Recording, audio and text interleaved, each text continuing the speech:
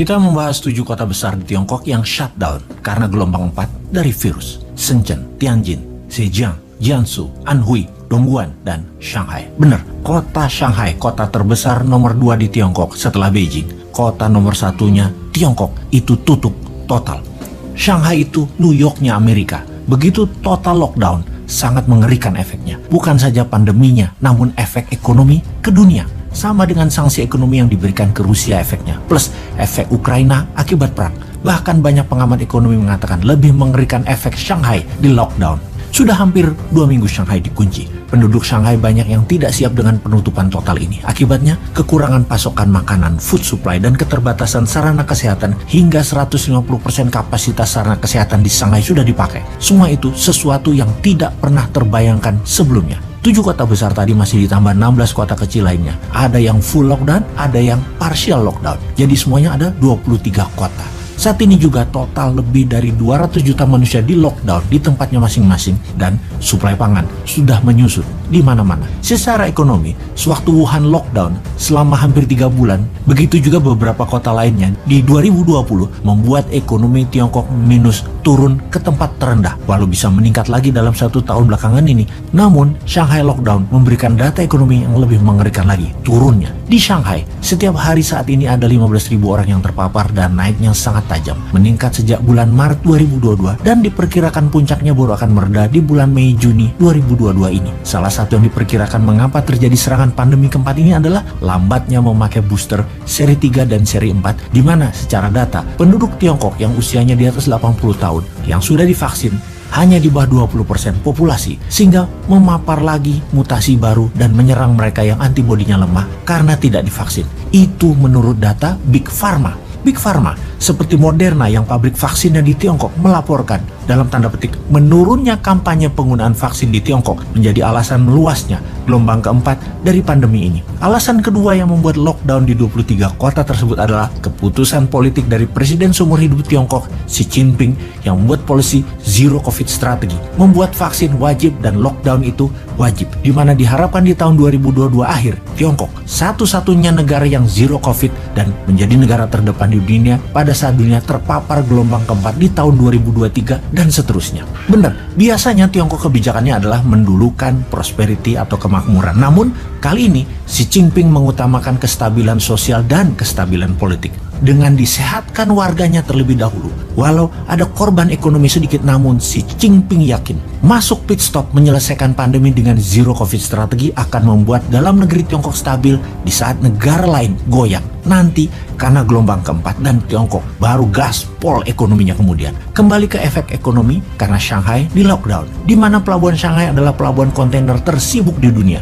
Masuk harus di stop sampai waktu yang belum ditentukan. Eropa gemetar saat ini, juga Amerika, Asia Barat, dan Afrika. Di sisi pertumbuhan ekonomi dunia, Tiongkok adalah major drive atau pendorong terbesar dunia. Jika Tiongkok melambat, dunia melambat 2 kali lipat minusnya dan bisa berefek dunia akan resesi, bahkan akan depresi. Peristiwa tahun 1929 dan 1930 di Wall Street menghantui dunia saat ini. Masa Great Depression jilid 2 bisa terjadi. Ditambah perang Ukraina adalah perang panjang.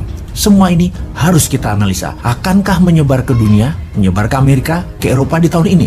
India sudah memprediksi gelombang 4 akan mencapai India di bulan Juli 2022 ini. Kalau Indonesia bagaimana? Apakah gelombang keempat itu sih sebenarnya? Dari data di Tiongkok yang terbaru yang mengharuskan 23 kota ditutup, terdapat data varian Alpha yang bermutasi menjadi Delta dalam kurun waktu 6-9 bulan setelah gelombang pertama Alpha usai. Di seluruh dunia terpapar Delta yang dapat dipastikan mutasinya Alpha. Lalu 6 bulanan kemudian muncul Omicron. Apakah Omicron mutasinya Delta? Dari berita di Wuhan diumumkan bahwa Omicron bukan mutasi Delta alias virus jenis baru. Buktinya, mereka yang terpapar Alpha tidak terpapar Delta karena sudah imun. Namun, yang terpapar Alpha atau Delta bisa terpapar Omikron yang menyerang sisi lain dari tubuh manusia, di mana kalau manusia jadi cangkang maka mutasi Omikron adalah sebaran baru, gelombang keempat. Data terbaru dari Shanghai, gelombang 4 merupakan Delta Omikron, juga Omikron gelombang 3. Di sisi vaksin 1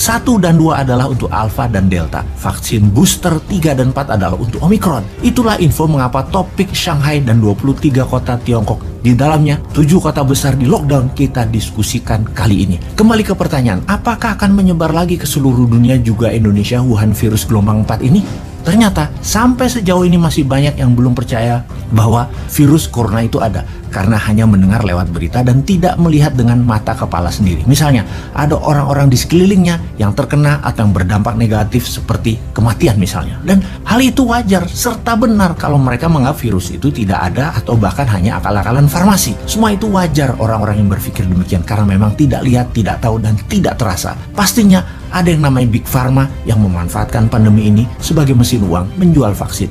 Sebuah cara yang katanya membuat tubuh manusia jadi kuat, antivirus. Ke Indonesia sekarang, kebijakan pemerintah Indonesia karena menganggap Omikron siklus terakhir dan tidak ada virus-virusan lagi, sudah jadi flu, sudah jadi endemi. Maka secara kebijakan publik saat ini, semuanya sekarang dibuka, dilonggarkan, digaspol. Sudah terbuka, tatap muka sekolah dan semua acara publik, tempat publik sudah bebas. Secara pribadi, saya mendukung 100% kebijakan ini, namun kewaspadaan harus tetap dijaga. Bukan hanya masalah masker, vaksin, tetapi menjaga natural imunitas itu wajib. Sungguh, kita males sudah membahas bahwa virus ini buatan manusia atau asli dari alam. Kita juga males membahas apakah ini diciptakan untuk memperkaya Big Pharma atau Big Pharma bukan pencipta virus, namun pandai memanfaatkan kekuatan vaksin dengan memanipulasi banyak negara. Kita sudah bahas lama, kita sudah punya solusi banyak. Yang pasti, kita saat ini hidup di dalam VUCA world. Zaman VUCA adalah zaman volatility,